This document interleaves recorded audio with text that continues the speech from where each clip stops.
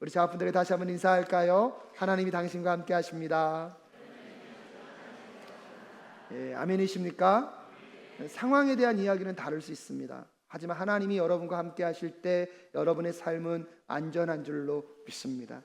여러분의 삶을 반드시 승리로 이끌어 가실 그 하나님과 꼭 끝까지 동행하시는 우리 사랑교회 모든 성도님들 되실 수 있기를 주님의 이름으로 축복합니다.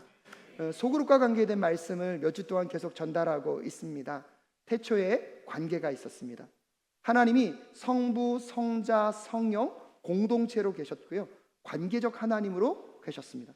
그 하나님의 형상을 따라 우리를 지으셨기 때문에 우리 안에도 관계적 욕구가 있고요, 공동체적 모습이 회복되어야 된다는 사실을 우리는 기억할 필요가 있습니다. 그래서 하나님께서 에덴을 창조하시고 하나님과 아담과 하와를 통하여서 인류 최초의 소그룹을 시작하셨습니다. 무엇보다도 여러분, 그 소그룹 공동체를 통하여서 우리는요, 하나님의 형상을 회복해 갈 수 있습니다. 공동체를 형성한다는 것은 그런 점에서 보면 선택이 아니라 필수입니다. 그 공동체 모습 속에서 우리에게 우리를 빚어가신 하나님의 형상을 새롭게 회복해가는 우리 사랑교회가 될 수 있기를 간절히 소원합니다. 그래서 예수님께서도요, 하나님이셨지만 인간의 몸을 입고 이 땅 가운데 오셨습니다. 그래서 12명의 제자들과 함께 소그룹을 이루시고 그 소그룹 속에서 예수님의 함께 하심의 역사를 실제적으로 그들에게 보여주셨을 뿐만 아니라 그 소그룹 공동체를 통하여서 누구를 닮아가기를요? 예수를 닮아가고 누구를 따라가기를, 예수님을 따라가기를 원하셨고 그것을 친히 보여주셨습니다. 그렇기 때문에 우리 사랑교회가 소그룹을 만들어야 하는 이유는 다른 것이 아닙니다. 하나님을 더욱더 알아가고 예수님을 닮아가기 위하여서 소그룹으로 나아가는 우리 모두가 될 수 있기를 간절히 소원합니다. 예수님이 오신 것처럼 예수님이 그곳에 비록 육체적으로 현존해 계시지 않으시지만 여러분, 하나님의 형상을 따라 지음받은 우리 안에 예수의 형상도 함께하고 있는 줄로 믿습니다. 그렇게 소그룹 공동체원들을 서로 바라볼 때에 그 사람 속에 있는 누구를 발견하면서요, 예수 그리스도의 형상을 발견해 가면서 함께 예수를 닮아가고 예수를 따라가는 우리 모두가 될 수 있기를 간절히 소원합니다. 그래서 우리 사랑교회가요, 정말 복음의 공동체, 하나됨의 공동체, 무엇보다 오늘 설교의 제목처럼 서로 돌보는 공동체가 될 수 있기를 간절히 소원합니다. 근데 그 어떤 시대보다 정말 공동체가 필요한 이유는요, 그만큼 어렵고 힘겨운 시간을 우리가 지나가고 있기 때문입니다. 이 세상에서 삶을 살아간다는 것은 고난을 전제하고 있는 것 같습니다. 고난이 없는 인생은 없는 것 같습니다. 예수를 잘 믿어도요, 여러분, 고난이 있을까요, 없을까요? 너무 크게 말씀하시니까 마음이 아프네요. 예, 고난이 있어요. 맞아요, 고난이 있어요. 그래서 바울은요, 오히려 한 걸음 더 나아가서 그리스도의 복음에 합당한 삶을 살아가는 공동체는 반드시 고난의 터널을 지나가야 한다라고 이야기하고 있습니다. 오히려 바울은요, 한 걸음 더 나아가서 그 그리스도 안에서 받는 고난을요, 특권이며 축복이라고 말하고 있습니다. 왜냐하면 여러분, 복음 안에서 받는 그 고난, 예수 그리스도 안에서 받는 그 고난은요, 단순한 고통이 아니라 예수 그리스도의 고난에 동참하는 것이기 때문입니다.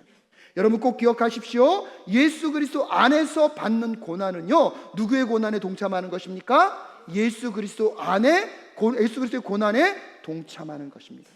그렇기 때문에 바울이 이야기합니다. 그 고난이 찾아왔을 때에 용기를 내고 끝까지 담대하게 그 고난을 견디어 내라고. 빌립보서 1장 27절부터 30절 말씀, 좀 긴 말씀이지만 함께 읽겠습니다. 시작. 오로지 그리스도의 복음에 합당하게 생활하십시오.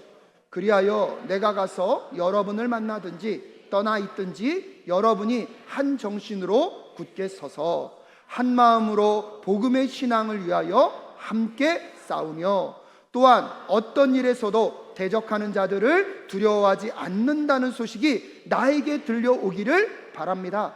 이것이 그들에게는 멸망의 징조이고 여러분에게는 구원의 징조입니다. 이것은 하나님께서 하시는 일입니다.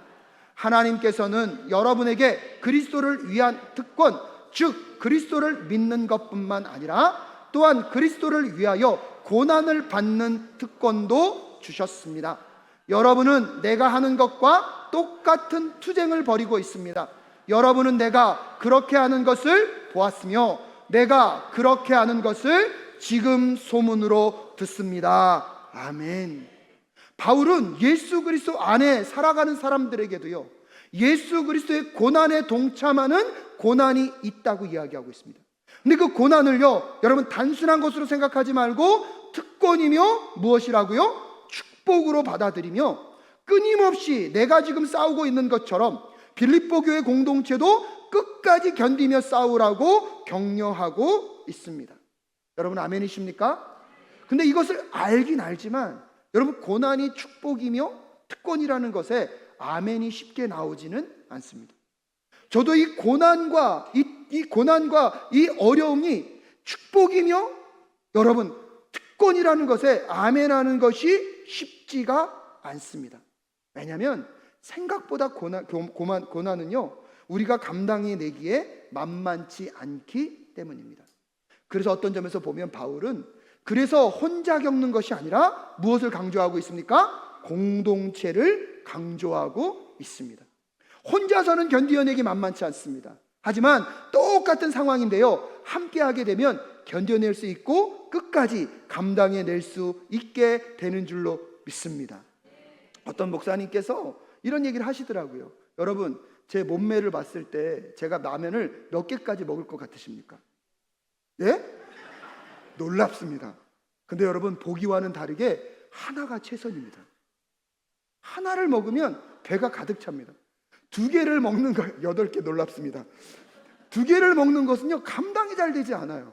근데 여러분 혼자 먹을 때는요 2개가 버겨워요. 근데 신기해요. 둘이서 4개를 끓이면 먹을까요 못 먹을까요? 먹게 되더라고요.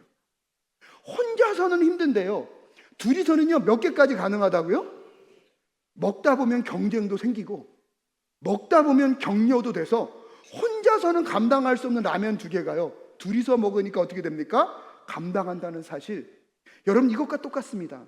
혼자서는 할 수 없지만 함께하는 공동체가 있을 때 우리는요 어떠한 고난과 어려움도 견디며 버팅겨내며 감당하게 될 줄로 믿습니다. 예수를 잘 믿는다고 꽃길만 있는 것이 아닙니다.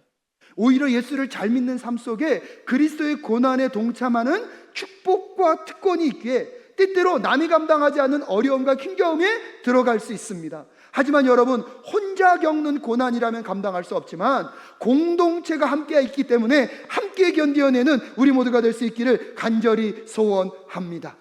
그래서 우리 사랑교회가 그 어느 때보다 서로 돌보는 공동체가 되어 고난 가운데 있는 성도들이 포기하지 않고 끝까지 함께 견뎌낼 수 있도록 함께 격려해가며 더 아름다운 공동체, 더 건강한 소그룹 공동체를 이루어가는 우리 모두가 될 수 있기를 간절히 소원합니다. 그러기 위해서 우리에게 필요한 것이 무엇인지를 오늘 한 3가지 정도만 여러분과 나누고 말씀을 좀 마무리 지을 수 있었으면 좋겠습니다. 첫 번째로요, 여러분 함께 읽겠습니다. 시작. 서로 돌보는 공동체에 필요한 토대가 있습니다. 여러분 1절 말씀 함께 읽겠습니다. 시작. 그러므로 그리스도 안에서 여러분에게 무슨 격려나 사랑의 무슨 위로나 성령의 무슨 교제나 무슨 동정심과 자비가 있거든 이라고 이야기하면서 오늘 보면 1절은 먼저 조건절로 시작하고 있습니다. 즉 만약 그것이 있으면 그 다음에 어디로 넘어갈 수 있는 것입니까? 2절로 넘어갈 수 있는 거예요. 그러니까 2절의 말씀이 이루어지려면 무엇이 전제되어야 된다는 겁니까? 1절이 전제되어야 된다는 거예요. 1절이 없다면 어디로 넘어갈 수 없다는 뜻입니까? 2절로 넘어갈 수 없다는 거예요. 그래서 엄밀한 의미에서 보면 이것은 조건절이지만 오늘날 초대교회와 우리 교회에 주는 도전은 이런 것입니다. 그러므로 그리스도 안에서 여러분에게 무슨 격려나 사랑의 무슨 위로나 성령의 무슨 교제나 무슨 동정심과 자비가 있기 때문에 라고 생각하면서 몇 절로 넘어가야 돼요? 2절로 넘어가야 돼요.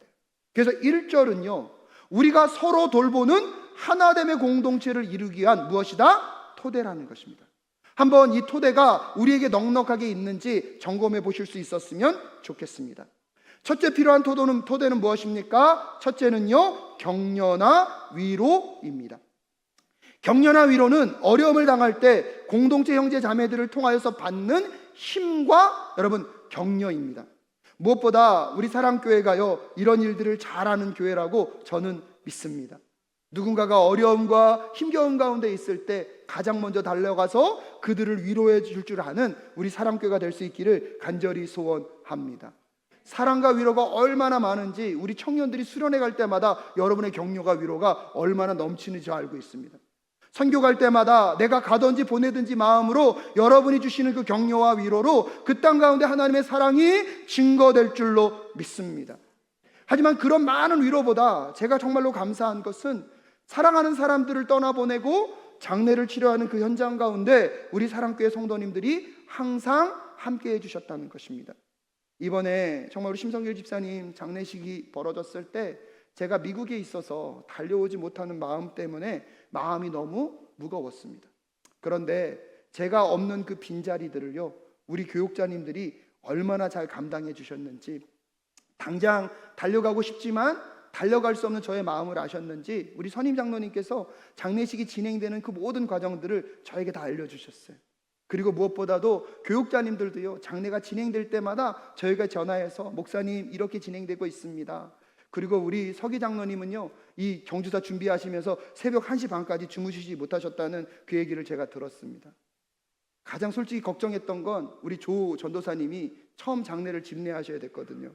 근데 오자마자 많은 분들이 저한테 그러시던데요, 조 전도사님 떨지 않고 잘 인도했습니다.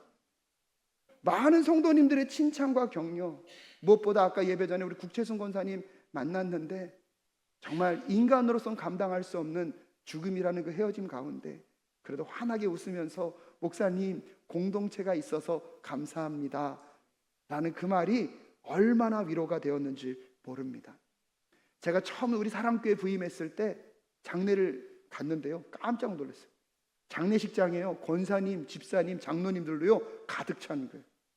그러면서 한 분이 그러시던데요, 목사님 우리 원래 더 많이 왔습니다. 제가 그때 얼마나 위로를 받았는지. 여러분 우리 사랑교회가 그런 격려가 위로가 더 넘치는 공동체가 될 수 있기를 간절히 소원합니다. 근데 요즘 조금 돌아보니까 예전보다 격려가 위로가 더 많으신 것 같습니까? 줄어들고 있는 것 같습니까? 저는 다시 그 격려가 위로가 회복될 수 있기를 간절히 소원합니다. 아무리 바쁘고 힘들어도 누군가의 눈물 가운데 함께 찾아가서 함께 울어줄 수 있는 공동체가 우리 사랑교회가 될 수 있었으면 좋겠습니다. 그들의 아픔 가운데 함께 위로하며 나아가는 공동체가 우리 사랑교회가 될 수 있기를 간절히 소원합니다. 그래서 그런 격려와 위로가 우리 공동체 가운데 얼마나 풍성하게 있는지 점검해 보셔야 합니다. 그리고 둘째는요, 성령의 교제입니다. 이 성령의 교제는 성령의 은혜 안에서만 가능한 그리스도인들 간에 주는 교제입니다. 세상 사람들이 말하는 친목 모임이 아니고요, 누구 안에서 이루어지는? 성령 안에서 이루어지는. 그래서 서로를 바라보는 것이 아니라 누구를 바라보면요, 하나님과 예수를 바라봄으로 그 안에서 성령께서 우리를 하나 되게 하는 역사입니다. 이것을요 성경은 코이노니아라고 말하고 있고요, 하나님이 공동체에게 주시는 선물인 줄로 믿습니다. 그래서 이 성령의 친교가 있을 때, 성령의 교제가 있을 때 원수된 관계도 다시 화목의 관계로 돌아서게 될 줄로 믿습니다. 진정한 용서와 진정한 화해와 진정한 치유와 진정한 회복은요 이 성령의 교제 안에서 이루어지는 줄로 믿습니다. 우리 사랑교회가 이 성령의 교제가 풍성한 공동체가 될 수 있기를 간절히 소원합니다. 그리고 셋째가요, 동정심과 자비가 있어야 된다고 얘기하고 있습니다. 근데 오늘 본문에서 나오는 이 동정심이라는 단어의 원래의 원어의 뜻을 쭉 쫓아가면 내장이라는 뜻을 갖고 있습니다. 이런 좀 신기하지 않습니까? 동정이라는 단어의 원래 뜻이 어디서 왔다고요? 내장이라고요. 왜냐하면 고대 근동의 사람들은요 인간의 감정이 이 내장에 있다고 믿었거든요. 근데 우리도 한국 정서에 보니까 너무나 많이 힘들 때, 관계가 어려워질 때 뭐가 끊어지는 고통이 있다? 예, 장이 끊어지는 고통이 있다라고 보면 그 정서가 맞는 것 같습니다. 그럼 여기서 말하는 이 동정심은 무엇을 말하는 것입니까? 단순한 감정을 말하는 것이 아니라 우리의 전인격이 반응하며 고통하며 공감하는 마음을요 이 동정심이라고 말할 수 있는 것입니다. 누군가의 아픔 가운데 누구의 마음처럼요 그 사람의 마음처럼 울 수 있는 공동체, 누군가의 기쁨 가운데 그 사람의 마음처럼 울 수 있는 동정심의 공동체가 우리 사랑교회 공동체 될 수 있기를 간절히 소원합니다. 그리고 거기에 필요한 마음은요, 자비의 마음입니다. 이 자비의 마음은 긍휼하게 여기는 마음입니다. 근데 이 마음도요, 인간의 마음이 아니라 하나님께로부터 온 마음입니다. 고린도후서 1장 3절에 보면 이런 말씀이 있습니다. 함께 읽을까요? 시작. 우리 주 예수 그리스도의 아버지이신 하나님을 찬양합시다. 그는 자비로우신 아버지시요 온갖 위로를 주시는 하나님이시요. 아멘. 고린도후서에서 하나님을 묘사할 때에 자비로우신 아버지라고 이야기합니다. 우리가 아직 죄인 되었을 때에 먼저 우리에게 다가오셔서 사랑을 보여주신 그 하나님의 자비가 있기에 오늘 우리가 이 자리에 있는 줄로 믿습니다. 그 자비가 있기에 여러분, 세상으로서는 감당할 수 없는 그 죽음의 어려움과 고통도요, 우리에게는 부활의 소망으로 승화시켰는 줄로 믿습니다. 그러기에 우리의 헤어짐은 눈물의 헤어짐으로 끝나는 것이 아니라 다시 만날 소망으로 나아가게 될 줄로 믿습니다. 저는 우리 사랑교회 공동체 안에 여러분 서로를 격려하고 위로하는 것이 더 넘쳐날 수 있기를 간절히 소원합니다. 성령의 교제가 더 풍성해져서 너와 내가 하나됨의 역사를 성령 안에서 맛보실 수 있기를 주님의 이름으로 축복합니다.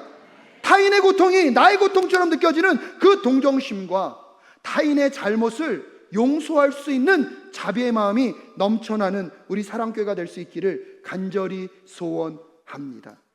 여러분, 그 토대 가운데 우리는 서로 돌볼 수 있는 하나됨의 공동체로 나아갈 수 있는 것입니다. 그런데 여러분, 제가 이미 우리 사랑교회 안에 이런 모습이 있다는 것을 어제 경험했습니다. 어제 설교를 준비하다가 이 여전도의 분들께서 이사신방을 하신다고 같이 가자고 저를 초대하셨습니다. 한 권사님께서 월대 살던 집보다 작은 집으로 가셨지만 감사한 것은 집을 사서 가셨어요. 근데 여러분, 권사님들이 그걸 아셨는지 얼마나 많이 오셨는지 저 이사신방 중에 이렇게 많은 분들 처음 봤어요. 삥 둘러 앉아가지고, 여러분, 남이 집 샀는데 배가 아픈 것이 아니라 누가 더 행복해요? 그게 얼굴에 보이더라고요. 그 앉아있는 그 모습만으로 이미 하나님의 임재가 있었고요, 거기에 하나님의 나라가 이루어졌습니다. 할렐루야. 제가 얼마나 신이 났는지 아주 열정적으로 설교했습니다. 그랬더니 한 권사님이 목사님 부흥회 같아요 그러시더라고요. 한 권사님이 옆에서 나도 이사 가고 싶다 그러시더라고요. 어저께 정말로 여러분 얼마나 감사했는지 모릅니다. 근데 그 모임으로 하고 오면서 저는 오늘 젊은 세대들에게 부탁하고 싶습니다. 이 여전도의 어르신들은 그 공동체의 사람들의 일이라면 내 일처럼, 그들의 기쁨이라면 내 기쁨처럼 함께 그 현장으로 나아가는 모습을 봅니다. 여러분, 우리가 이 모범은요 배우고 계승해야 할 줄로 믿습니다. 요즘 너무나 바쁘고 치열한 삶을 사시죠. 여러분의 삶의 어려움을 모르는 것이 아닙니다. 하지만 여러분의 삶의 어려움을 해결할 수 있는 방법은요 혼자가 아니라 함께 공동체가 형성될 때 여러분 그것을 함께 견디어내고 함께 위로하고 함께 격려하며 하나님의 아름다운 그 교제가 우리 가운데 임하는 것을 맛보게 될 줄로 믿습니다. 여러분, 그래서 정말로 우리 안에 그 성령의 공동체를 이루는 그 토대가 더 풍성해지는 우리 사랑교회가 될 수 있기를 간절히 소원합니다. 그리고 나야 여러분 두 번째로 나아갈 수 있는데요, 두 번째는 함께 읽겠습니다. 시작. 서로 돌보는 공동체는 하나가 되어야 합니다. 우리 2절 말씀 함께 읽겠습니다. 시작. 여러분은 같은 생각을 품고 같은 사랑을 가지고 뜻을 합하여 한마음이 되어서 내 기쁨이 넘치게 해 주십시오. 아멘.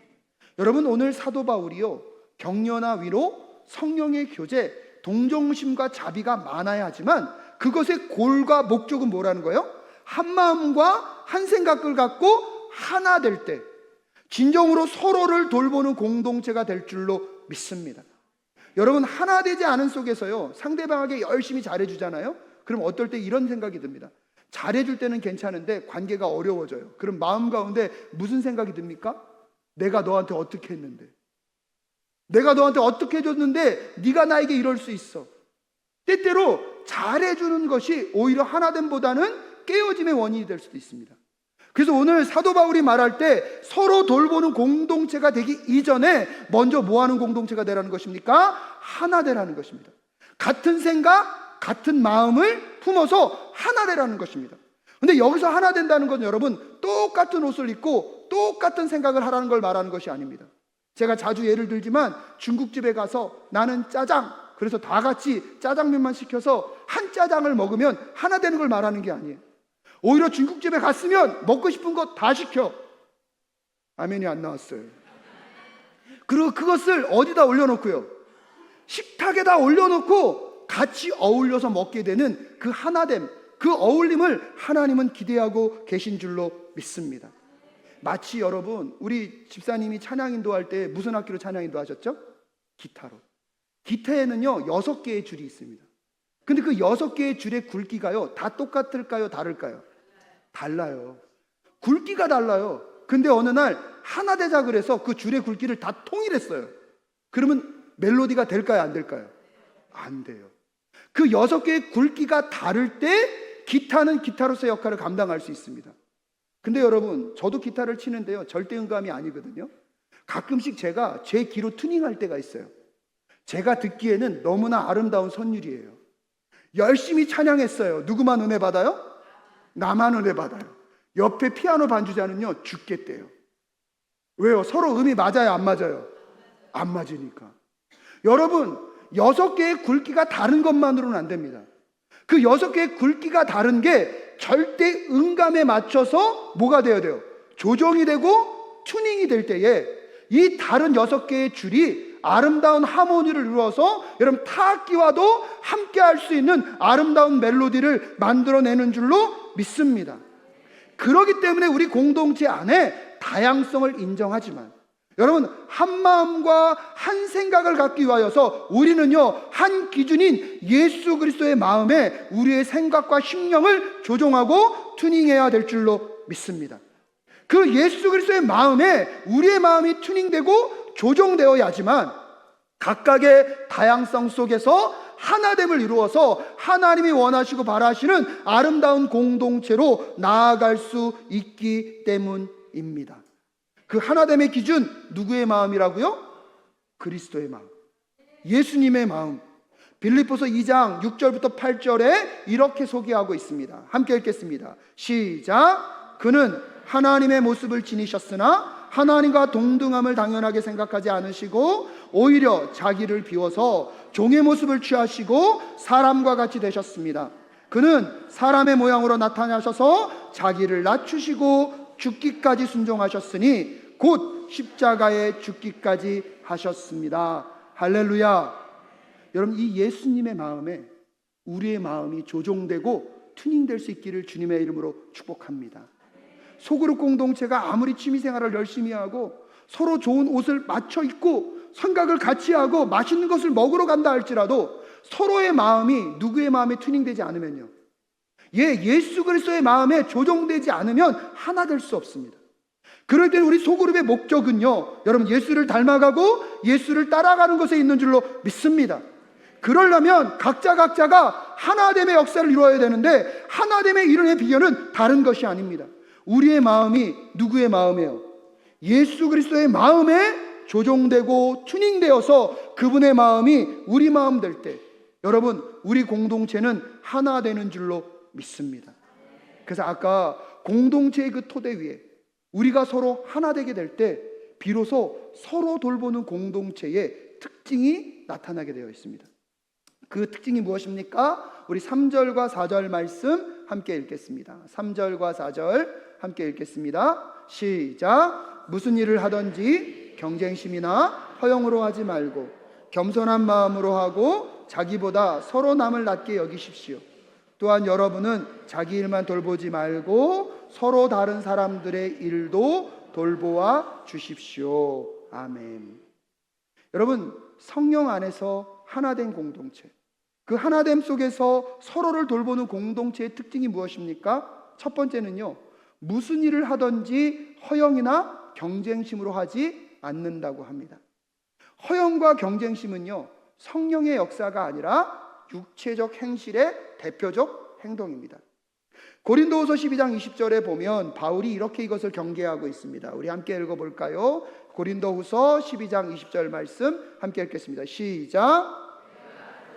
그것은 내가 가서 여러분을 만나볼 때에 여러분이 혹시 내 기대에 어긋나지 않을까 하는 것과 또 내가 여러분의 기대에 어긋나지 않을까 하는 것입니다. 또 여러분 가운데에 싸움과 시기와 분노와 경쟁심과 비방과 수군거림과 교만과 무질서가 있지나 않을까 두렵습니다 라고 이야기하며 성령의 공동체가 아닌 육신으로 움직이는 곳에 나타나는 대표적 현상이 싸움과 시기와 분노와 경쟁심과 비방과 수근거림과 교만과 무질서가 일어난다는 것을 바울이 두려워하고 있습니다. 여러분, 어떤 공동체든지 간에 서로 경쟁하는 것은요, 성령의 역사가 아니라 육체적인 결과입니다. 근데 그 경쟁이 왜 나타납니까? 헛된 영광을 바라기 때문입니다. 교회 안에서 일하는 모든 일들, 사람은 사라지고 하나님만 드러나야 될 줄로 믿습니다. 교회에서 하는 모든 일들, 예수의 이름만 남고 우리의 모든 것들은 사라져야 할 줄로 믿습니다. 복음 안에서 한마음이 된 골봄의 공동체가 되면 이런 허영과 경쟁심은 떠나가게 될 줄로 믿습니다. 왜냐하면 자신을 높이는 것이 아니라 누구만이 높아집니까? 하나님만이. 자신의 이름이 드러나는 것이 아니라 누구의 이름만 드러나야 됩니까? 예수님의 이름만 드러나야 되기 때문에 여러분, 우리의 관심은 나의 이름에 있지 않습니다. 오직 누구께요? 하나님께. 예수의 이름에게만 우리의 마음이 머물러야 할 줄로 믿습니다. 최근에 제 멘토이기도 하신 제 모교의 원로 목사님을 또 찾아뵀습니다. 목사님이 이제 사역을 마무리하시고 시간이 지나가시면서 목사님의 이야기를 좀 녹음을 해서 목사님에 대한 자서전을, 목사님에 대한 이야기를 좀 책으로 낼까 고민하며 찾아뵀었습니다. 근데 목사님이요, 신신당부하시더라고요. 나와 관계된 모든 것을 하지 않았으면 좋겠다. 자신을요, 자연스럽게 사라지고 잊혀져야 할 사람이라고 설명하셨어요. 그러면서 그렇게 말씀하시더라고요. 이제 평생 설교하다 살아왔으니 설교한 대로 살다가 하나님 나라 갔으면 좋겠다. 정말 마음 가운데 얼마나 감동이 있었는지요. 100여 명밖에 되지 않는 교회를요, 말씀만으로 2,000명이 넘는 성도가 되는 교회로 만드셨습니다. 물론 그분이 만드신 게 아니죠. 누가 하셨습니까? 하나님이 그분을 통해서 하셨어요. 이야기를 하시면서 평생 아들과 찍은 사진이 없대요. 그래도 교회에서 회갑을 준비해줘서 회갑잔치 할 때 교회 주차장에서 아들과 찍은 사진이 전부라고 말씀하시더라고요. 그 정도로 열심히 사역하셨고 최선을 다하셨어요. 그러면서 저에게 그렇게 부탁하시더라고요. 윤 목사, 은기랑 시간 가능하면 많이 보내. 하지만 그분의 삶은요, 휴가도 제대로 못 가셨고요, 정말 열정적으로 사역을 하셨어요. 근데 그분이요, 그 마지막 노년에 나는 조용히 사라지고 잊혀져야 된다는 말씀을 하시면서 헤어질 때 저는요, 허영과 경쟁심이 떠난 또 한 분을 만날 수 있어서 너무나 감사했습니다. 근데 여러분, 그런 일이 가능할 수 있었던 이유는 뭔지 아십니까? 여기서 두 번째를 기억하셔야 되는데, 둘째, 허영이나 경쟁심이 아니라 무엇으로요? 겸손으로 나아가야 할 줄로 믿습니다. 근데 여러분, 겸손은요, 고대 근동에 있어서는 미덕이 아니었습니다. 고대 근동에서는 겸손은요, 가난한 자들이 당연히 가져야 하는 성품이었어요. 왜요? 내가 아무리 애쓰고 힘쓴다고 한들 힘과 능력을 가질 수 있어요, 없어요? 없어요. 그래서 그 당시에는요, 오히려 가난하고 소외된 자들은 굴욕을 받는 그 삶, 그것 겸손 자체가 그들에게는 당연한 것이었습니다. 오히려 그 당시 사회 질서는요, 자신의 신분과 처지에 맞게 살아가는 것이 덕이라고 여겨지던 시대였습니다.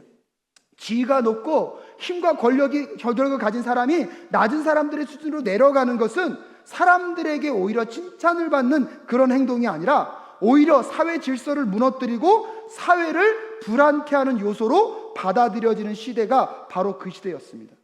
근데 그 시대에 여러분, 하나님이셨던 예수님이 인간의 몸을 입고 이 땅 가운데 오셨습니다. 메시아로 귀신도 내어 쫓고 수많은 병든 자들을 고치시는 능력이 있었던 분이셨습니다. 근데 그 능력을 갖고요, 그분은 높은 자리로 가지 않으셨고 낮은 자리로 나아가셨습니다. 세리와 죄인들과 함께 먹고 마시며 그분은 겸손의 모범을 보여주셨습니다. 하지만 그것이 사람들에게 칭송을 받은 것이 아니라 오히려 이 세상을 무엇하고 있다고요? 혼란스럽게 하고 있다고 바리새인들과 사두개인들과 종교 지도자들에게 공격을 받으며 그분은 십자가에서 죽임을 당하셨습니다. 로마 시대에 타인은요, 정복의 대상이었습니다. 싸워서 이겨야지만 누가 살 수 있어요? 내가 살 수 있어요. 그런 문화 안에서 겸손한다는 것은 불가능한 일이었습니다. 그럼에도 불구하고 예수님은 이 땅 가운데 오셔서 자신을 겸손하게 낮추심으로 자신을 죽이시고 인류를 구원하셨습니다. 할렐루야. 여러분, 여기서 말하는 겸손은요, 도덕적 미담을 말하는 게 아니에요. 여기서 말하는 겸손은요, 십자가에서 누구를 죽일 때까지, 자기를 죽이면서까지 타인을 살리는, 그 당시의 사회의 질서 개념을 깨트리고 세상을 놀라게 하는 하나님의 파격적인 사랑이 예수님의 겸손 안에 있는 줄로 믿습니다. 여러분, 그 겸손으로 우리가 옷 입을 때 허영이 떠나가고 경쟁이 떠나가게 될 줄로 믿습니다. 우리는 너무 겸손을요, 가볍게 생각합니다. 그냥 내가 할 수 있는 것, 나는 못합니다 라고 말하는 것이 성경에서 말하는 겸손이 아니라, 성경에서 말하는 겸손은요, 예수님의 십자가를 누구도 지는 거예요. 나도 지는 거예요. 내 자신을 부인하고 그분의 주권적 삶을 내 안에 받아들이며 타인을 나보다 더 낮게 여기는 그 겸손이 우리 사랑교회 모든 성도님들에게 열매로 자리할 수 있기를 주님의 이름으로 축복합니다. 그렇게 되면 세 번째로요, 서로 다른 사람의 일들을 돌보아 주게 됩니다. 나만 아니면 돼, 내 일만 잘 되면 돼, 이런 생각은요, 오늘 할 수 없습니다. 내 일이 잘 되면 누구의 일도 잘 돼야 돼요? 남의 일도 잘 돼야 돼요. 우리 사역원들 감당하시는 분들에게 부탁드립니다. 내 사역원만 잘 되는 게 중요한 것이 아니라 내 옆에 사역원도 잘 되기 위해서 함께 서로 돕는 우리가 될 수 있기를 주님의 이름으로 축복합니다. 이제 연말이 되면 부장님들 세워줄 텐데, 부장님들 내 부서만 챙기는 부장님이 아니라 타 부서도 챙기는 부장님들이 되실 수 있기를 주님의 이름으로 축복합니다. 이제는요, 여러분, 한 사람의 탁월함으로 목회하는 시대는 끝났습니다. 저는 그렇게 생각합니다. 이제는 함께 아름다운 팀워크를 이루어서 팀 사역을 잘하는 공동체가요, 하나님께 쓰임받는 공동체가 될 줄로 믿습니다.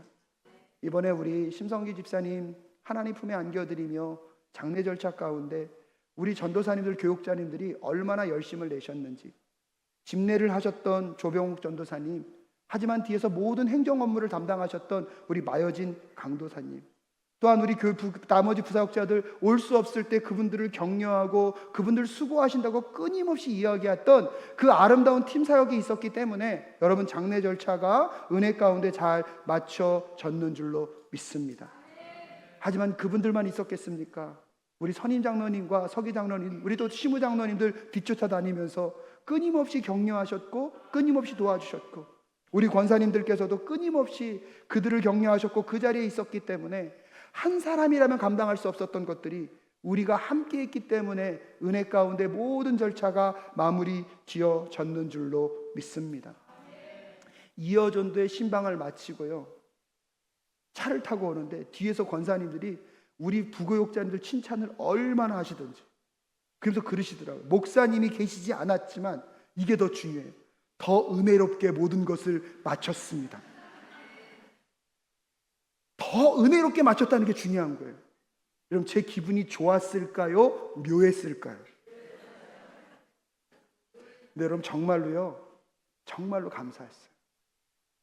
정말로 기뻤어요. 제가 그 자리에 없었던 건 너무나 죄송스러웠고 너무나 안타까웠지만, 근데 여러분 생각해 보십시오. 우리가 해봐야 얼마나 완벽했겠습니까? 얼마나 완벽했겠습니까? 아니요, 많이 부족했을 거예요.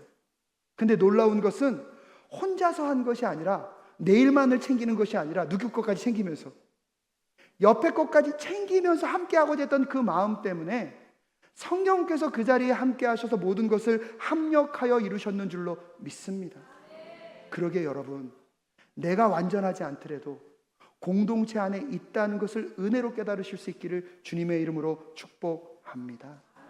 우리 사랑교회가 정말 서로 위로와 격려가 넘쳐나는 공동체가 될 수 있기를 간절히 소원합니다.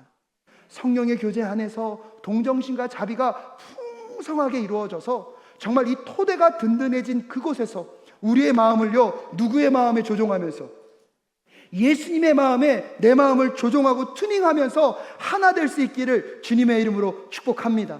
그러면 허영과 경쟁심이 떠나가게 될 줄로 믿습니다.